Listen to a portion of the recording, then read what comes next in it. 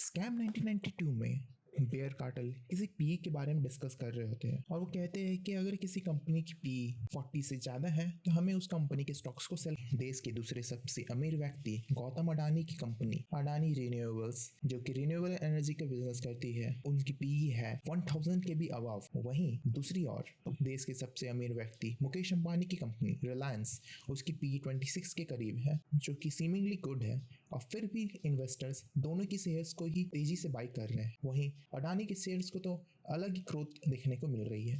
तो इस वीडियो में हम जानेंगे कि क्यों पी रेशियो इतना इंपॉर्टेंट है, क्यों इन्वेस्टर्स की एनालिसिस पी रेशियो पे आके ख़त्म होती है, और क्या ये ज़रूरी है कि जिस भी कंपनी की पी रेशियो कम है हमें उसे खरीद लेना चाहिए, या फिर जिसकी पी रेशियो ज़्यादा है हमें उसे सेल कर देना चाहिए।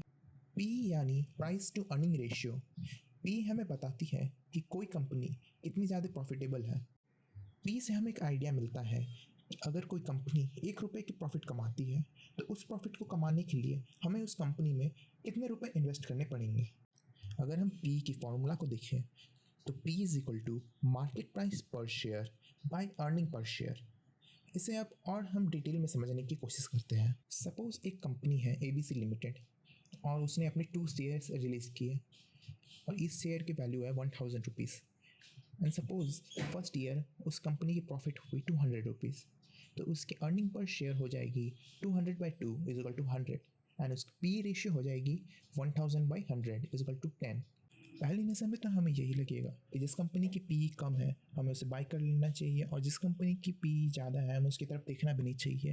पर ऐसा ज़रूरी नहीं है। जिस कंपनी की पी कम है और अर्निंग ग्रोथ हाई है वो डेफिनेटली एक गुड बार्गेन साबित हो सकती है, पर जिस कंपनी की पी ज़्यादा है इसका मतलब है कि वो कंपनी ओवर प्राइस्ड है और इन्वेस्टर्स को उसमें ग्रोथ के ज़्यादा चांसेस दिखाई दे रहे हैं। पी रेशियो से हमें कंप्लीट आइडिया तभी मिलती है जब हम उस कंपनी की पी रेशियो को उसके इंडस्ट्री की पी रेशियो से कंपेयर करके देखें। जैसे कि इसके सबसे अमीर व्यक्ति मुकेश अंबानी की कंपनी रिलायंस इंडस्ट्री लिमिटेड की TTM पी है 27.48 और उनकी सेक्टर पी है 24.18। इससे हमें एक आइडिया मिलता है कि रिलायंस इंडस्ट्रीज अपने सेक्टर में इक्विवेलेंटली परफॉर्म कर रही है, भले ही उनकी स्केल ज़्यादा होगी। यहाँ आपने नोटिस किया होगा कि मैंने यूज़ किया है TTM मतलब ट्रेलिंग 12 मंथ्स।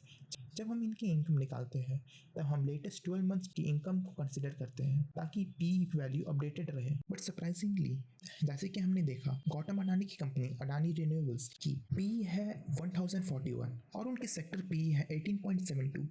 यानी कि अगर आपको अडानी रिन्यूएबल्स से ₹1 की प्रॉफिट कमानी है तो आपको 1041 इन्वेस्ट करनी पड़ेगी। पर ऐसा कोई क्यों करना चाहेगा जबकि उनके सेक्टर में आपको ₹18 इन्वेस्ट करने पड़ेंगे। ऐसा तब होता है जब इन्वेस्टर्स को लगता है कि इस कंपनी की ट्रू पोटेंशियल करंट पोटेंशियल से बहुत ज़्यादा है और इसने अपनी ट्रू पोटेंशियल को रियलाइज़ नहीं किया है।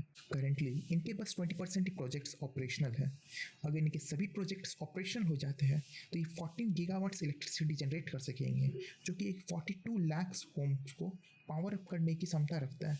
साथ ही साथ जून 2019 में SCCI solar energy corporation of India ने अडानी ग्रीन्स को 8 गीगावाट सोलर एनर्जी जनरेट करने का प्रोजेक्ट जो कि 46,000 करोड़ की वर्थ का है ऑफर किया। ये अब तक का सबसे बड़ा सोलर पावर प्रोजेक्ट है और यही मेन रीज़न है इन्वेस्टर्स के लिए ऑप्टिमिस्टिक होने के लिए अडानी ग्रीन की तरफ। होप अब आपको समझ में आ गया होगा किस तरह से पी रेशियो को अपने एनालिसिस में शामिल करना है। पी रेशियो को हम हमेशा एनालिसिस के एंड में यूज़ करते हैं। आपको पी रेशियो को कैलकुलेट करने की कोई ज़रूरत नहीं है। अगर आपको किसी भी कंपनी की पी रेशियो चाहिए तो वो आपको websites like money control, NSE India और इकोनॉमिक टाइम्स में मिल जाएगी। पी रेशियो या फिर इस वीडियो से जुड़ी किसी भी डाउट को जानने के लिए या फिर उसमें इम्प्रूवमेंट करने के लिए आप कमेंट करके बता सकते हैं।